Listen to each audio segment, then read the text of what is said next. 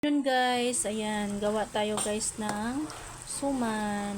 Ayan, gawin muna natin itong sticky, itong ating gata bago natin ilagay yung ating malagkit. Ayan, gagawin natin lagyan guys hanggang sa mag-sticky na yung kanyang sabaw, kanyang gata.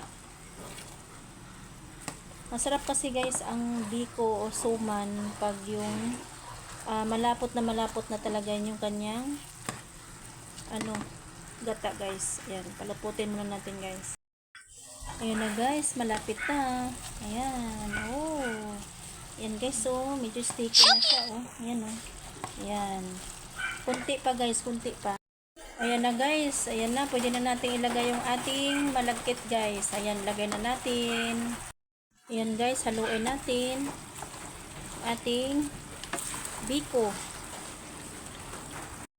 Ayan na guys, nahalo ko na yung ating suman. Sa Bisaya, biko.